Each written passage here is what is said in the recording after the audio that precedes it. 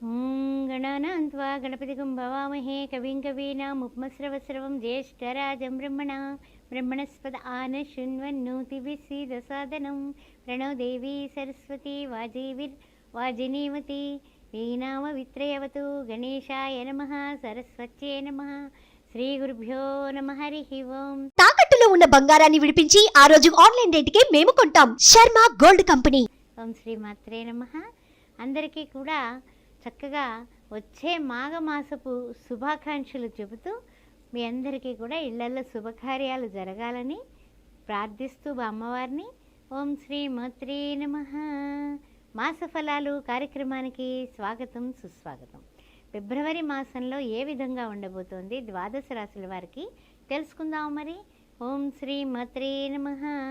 Astro Bhagyalakshmi అనే ఈ ఛానల్ని సబ్స్క్రైబ్ చేశారా? చేయకపోతే వెంటనే చేయండి. అంతేకాకుండా జాతకాల నిమిత్తం ఏదైనా సి సెక్షన్కి కానీ లేకపోతే కుంభ వివాహాలు కదలి వివాహాలకు కానీ మీరు నన్ను సంప్రదించవచ్చు. శ్రీ సౌభాగ్య మ్యారేజ్ బ్యూరో కూడా గత 16 సంవత్సరాలుగా మేము రన్ చేస్తున్నాము. దాని నిమిత్తం కూడా వివాహానికి పెళ్లి సంబంధాల కోసం కూడా మమ్మల్ని సంప్రదించవచ్చు క్రింది నెంబర్లలో.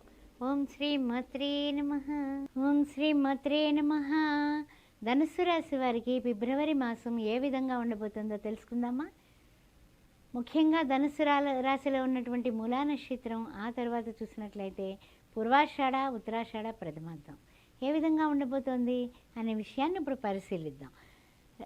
మనకి చూసినట్లయితే కనుక కొన్ని విషయాల్లో ఇప్పటి వరకు ఉన్నటువంటి స్థితి ఒక లెక్క, ఇక ముందు ఒక లెక్క. అంటే ఏమిటి? మాట విషయంలో చాలా జాగ్రత్తగా ఆచితూచి మాట్లాడాలి. ఇందువల్ల మాట నోరు ఉంది కదా అని మాట్లాడేస్తే నిందలు నిష్ఠూరాలు మనకి వెంటనే వచ్చి వరమాల వేసి మరీ వరించేస్తాయి. కాబట్టి ధనుస్సు రాశి వారికి కుజుడు మారబోతున్నాడు. కాబట్టి ఈ మాసంలో చాలా జాగ్రత్తగానే మాట విషయంలో కాస్త జాగ్రత్తగా ఉండండి. వాగ్వివాదాలు వాదోపవాదాలు జోలికే మీరు పోకండి. ఆ విషయాలు గుర్తుపెట్టుకోండి. తర్వాత విషయానికి వచ్చినట్లయితే కనుక బంధుమిత్రులు వస్తారు. వాళ్ళ రాకల వలన మనకి కలిగేటటువంటి చిరాకు ఏమిటంటే కనుక ఏదో ఎప్పుడో ఏదో జరిగినటువంటి గతం తాలూకు విశేషాలు ఎత్తి ఆ గతం తాలూకు విశేషాల గురించి మీరు వాళ్ళకి ఏదో వాడి మాట ముచ్చట వస్తుంది, మీరు ఏదో చెప్తారు, కానీ అప్పుడు పలానా జరిగింది కదా అని మానసికంగా మిమ్మల్ని ఇబ్బంది పెట్టేటటువంటి మాటలు వాళ్ళు మాట్లాడటం వల్ల ఈ మాసంలో స్టార్టింగ్ నుంచి కొంచెం చిరాకే కనిపిస్తోంది. అయితే ఆ చిరాకుల్ని మీరు అధిగమించండి. తుల్య నిందా స్తుతిర్మౌని సంతుష్టో ఏనకేన చిత్ అంటాడు కదా భగవద్గీతలో. ఓకే, జరిగిందేదో జరిగిపోయింది, గతం గతః, నేను తలుచుకోవడం లేదు, మేము ఈ విధంగా ముందుకు హ్యాపీగా వెళ్ళిపోతున్నాం అని మీరు నిర్మోహమాటంగా నిశ్చలంగా మాట్లాడినాడు. ఏ విషయాలు ఎవరు ఎత్తడానికి ప్రస్తావన చేయడానికి కూడా భయపడతారు. ఆ విషయం గుర్తుపెట్టుకోండి ధనుస్సు రాశి వారు ముఖ్యంగా. ఇంతగాని పలానా అప్పుడు ఇలా జరిగింది అలా జరిగిందని అంటే మనం కృంగిపోతే ఇంక మనం ఎందుకు అవుతాం? మనం ఎప్పుడూ కూడా ఏదైతే మనకి సముద్ర కెరటాలు ఒడ్డును చేరి మళ్ళీ వెళ్ళి అధిగమించి ఇంకా ఉత్సాహంతో ముందుకు వస్తాయో అలా మనం నెగ్గడమే, మనకి తగ్గేది లేదు, నెగ్గడమే ఉంది అనే విషయాన్ని మీరు జాగ్రత్తగా ముందుకు తీసుకువెళ్ళండి. అది చాలా ముఖ్యమైనటువంటి సూచన. అంతేగాని వీళ్ళు చెప్పారు వాళ్ళు చెప్పారని మనం ఎప్పుడు కూడా తగ్గొద్దు. తర్వాత విషయానికి ఏంటంటే కనుక రుణాలు కొంచెం చేయడానికి కాస్త ఆస్కారం ఎక్కువ కనిపిస్తుంది. ఎక్కువ వడ్డీలకి రుణాలు చేయకండి. చూడండి, ఏ బ్యాంక్ లోన్ అన్నా సరే, ఏదైనా సరే, గోల్డ్ లోన్ ఇలాంటివి ఏదైనా సరే, వ్యవసాయదారులు అయితే వ్యవసాయపూర్వక లోన్లు అలాంటివి తీసుకోండి. కానీ అప్పులు చేయడం కానీ ఉన్నది ఏదైనా గోల్డ్ లాంటిది అమ్మేయడం కానీ చేయబాకండి. ఆ విషయం చాలా బాగా ఆచితూచి జాగ్రత్తగా వ్యవహారం చేయండి. అవతలి వాడు ఎవ్వడూ కూడా మనకి ఎక్కువ డబ్బులు ఇస్తున్నాడు అంటే ఎంత వడ్డీ లాగుతాడు అన్నది మీరు వేరే చేసుకోండి. అంతేగాని ఆలోచన లేకుండా ఇస్తున్నాడు కదా అని తీసుకుంటే తర్వాత మనమే ఇబ్బందులు పాలవుతాం. ఈఎంఐలు కట్టలేక బాధపడతాం, లోన్స్ తీర్చలేక బాధపడతాం, నోటీసులు అందుకోవాల్సి వస్తుంది. ఆ విషయంలో జాగ్రత్తగా ఉండండి. మూడవది ఏమిటంటే కనుక కొన్ని మనకి మాఘమాసం రాగానే ఈ యొక్క రవి మారుతున్నాడు, కుజుడు మారుతున్నాడు. అందువలన మనకి కొంచెం ఏంటంటే కనుక మార్పులు శుభారంభంగానే కనపడుతున్నాయి మనకి. మాఘమాసంలో 13వ రవి మారుతున్నాడు కదా, అందువలన కొంచెం మనకి కాస్తంత అమ్మయ్య పర్వాలేదు అనే విషయాన్ని మనం చెప్పుకోవచ్చు. అదేవిధంగా కుజుడు మారుతున్నాడు, అంటే వాక్కు స్థానంలోకి వస్తున్నాడు కాబట్టి మన మాటలు కాస్తంత పవర్ పెరుగుతుంది మాటలకి. గుర్తుపెట్టుకోండి, 5వ తారీఖు నుంచి పవర్ పెరుగుతుంది మాటల్లో, మీకు స్పీడ్గా మాట్లాడతారు. అందుకని కొంచెం ఆ విషయం చూసుకోండి. మరి తర్వాత విషయానికి వచ్చినట్లయితే కనుక కొన్ని అంటే ఏమిటంటే కనుక డబ్బుల విషయంలోనండి ధన సర్దుబాట్లు జరుగుతాయండి ఈ మాసంలో. చూసుకోండి, మీకు ఎప్పుడైతే మాఘమాసం దాటిన తర్వాత ధనం చక్కగా సర్దుబాటు అయిపోతుందండి.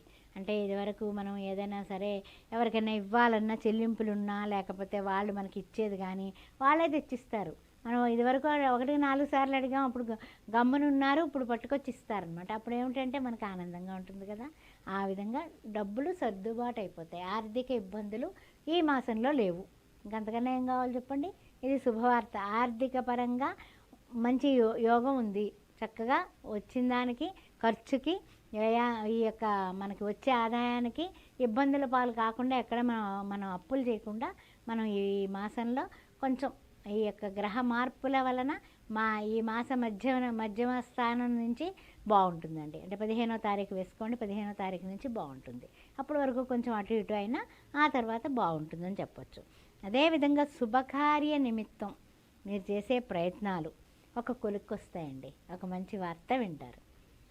ఆ తర్వాత ఇంకొక విషయం ఏమిటంటే కనుక ఆరోగ్యంలో కూడానండి మీకు మంచి మార్పులు కనపడుతున్నాయి. ఆరోగ్యం భాస్కరాదిచ్చేత అంటూ ఉంటాం కదా. ఆరోగ్యకారకుడైనటువంటి రవి మనకి తృతీయంలో సంచారం చేస్తున్నాడు కాబట్టి అనారోగ్య పరిస్థితులన్నీ అధిగమించేస్తారు, ఆరోగ్యంగా బాగుంటారు. ఇంకంతకన్నా ఏం కావాలి మీకు? చక్కగా సంతోషంగా ఆనందంగా ఉండండి. ఆరోగ్యం మారిపోయింది 13వ తారీఖు నుంచి. ఆరోగ్యం అనారోగ్య సూచనలు అన్నీ వెళ్ళిపోయాయి. మొత్తం పొట్లం కట్టేసి ఆటక మీద వాటి ఇంటి వెనకాల పడేసాం అనుకోండి, అంత జాగ్రత్త, అంత హ్యాపీగా ఉండండి. తర్వాత ఏంటంటే కనుక కొంచెం వాక్కు అంటే నోరు, మన నోరు పరుషంగా మాట్లాడటం వలన ఏం జరుగుతుంది? వాగ్వివాదాలు, వాదోపవాదాలు, గొడవలు, తలకాయ నొప్పులు, మానసికంగా, శారీరకంగా మన నోరే మనకి శత్రువు. తన కోపం కాదు, తన కోపం బాగానే ఉంది, కానీ తన కోపమే కాదు, తన వాక్కే తనకి శత్రువు అనే పరిస్థితి మీరు గుర్తించుకొని కాస్త ఏదైనా ఎవరైనా మనకి బాగా మిత్రులు, తర్వాత ఎవరైనా స్నేహితులు, హితులు, ఇంట్లో వాళ్ళు, బయట వాళ్ళు కలిసినప్పుడు ఇంట్లో వాళ్ళతో కూడా కొంచెం సమన్వయంగా మాట్లాడితే సరిపోతుందండి. లేకపోతే మీ నోరే మీకు శత్రువు అయిపోతుంది. అందరూ మళ్ళీ ఏమిటంటే కనుక రకరకాల మాటలు మాట్లాడతారు, అవి విని ఆ విమర్శలు మీరు తట్టుకోలేరు. అందుకని ఒక్క విషయం పాటించండి. అన్ని విధాలా కూడా ఈ మాసం అంతా కూడా మీరు అన్ని నెగ్గుకొస్తారు, తగ్గేదేలే అనే డైలాగును మీరు శుభ్రంగా అనుకోవచ్చు. ఆనందంగా ఉంటారు. ఇంకా ఇంకా అద్భుతమైనటువంటి పరిణామాలు రావడానికి గాను గురు చరిత్ర పారాయణ చేయటం, ఆ తర్వాత ప్రతిరోజు విడవకుండా మానకుండా ఏ పనికన్నా వెళ్ళేటప్పుడు తప్పనిసరిగా గణపతికి నమస్కారం చేసుకోవడం, శ్రీ మహాలక్ష్మీదేవిని మంగళవారం, శుక్రవారం కుంకుమార్చన గుళ్ళో చేయించుకున్నా, ఇంట్లో చేసుకున్నా మీరు అష్టోత్తరంతో చేసుకోవడం.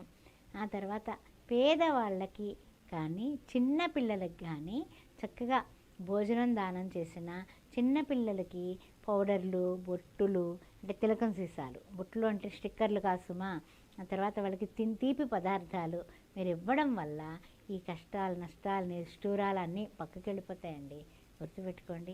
చక్కగా ఏదైనా సరే ఏం చేసినప్పటికీ కూడా మీరు చేయాల్సింది గురువారం నాడు చేయండి, అద్భుతంగా ఉంటుంది. గురువారం నాడు మిఠాయిలు పిల్లలకి దానం చేయండి, భోజనం దానం చేయండి. శ్రీమాత్రి.